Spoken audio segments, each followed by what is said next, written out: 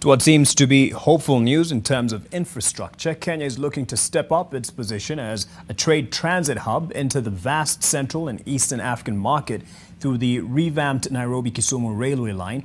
The meter-gauge railway line has been revamped at a cost of 10.5 billion shillings and comes at a time when Kenya Railways has been identified as one of the state-owned enterprises in need of reform owing to its loss-making position. Helen Aura has more.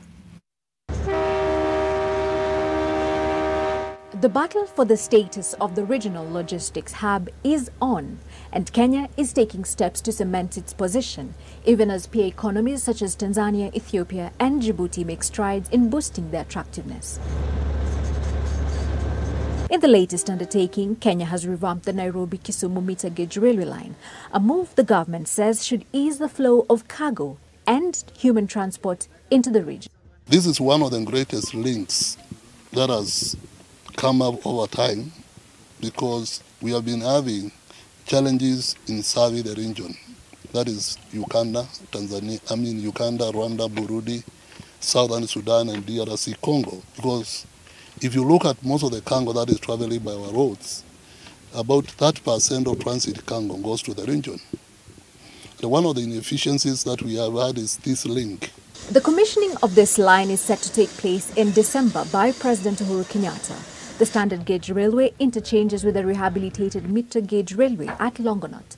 The government holds that the 10.5 billion shillings undertaking reflects a fair cost on the taxpayer, even as questions over the financial soundness of Kenya Railway lurks in the horizon. The new line constructed, which is elevated, is about 5.2 billion, which is very cheap.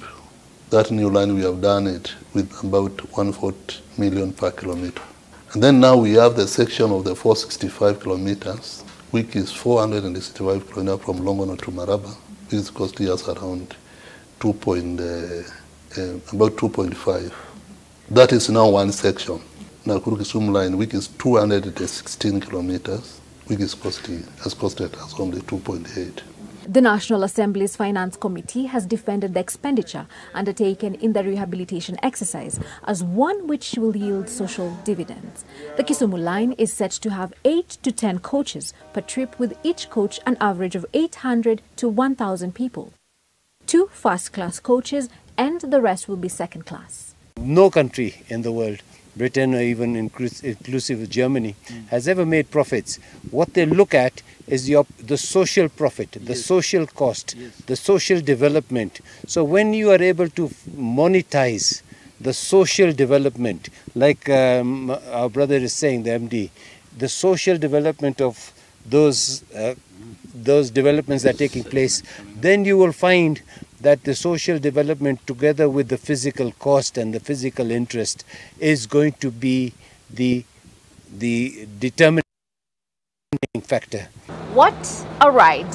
15 years later, the meter gauge railway is set to be a game changer in the transport industry, but also to increase business and development in the towns built along the railway line, and in turn increasing the country's per capita GDP. Helen Aura, NTV.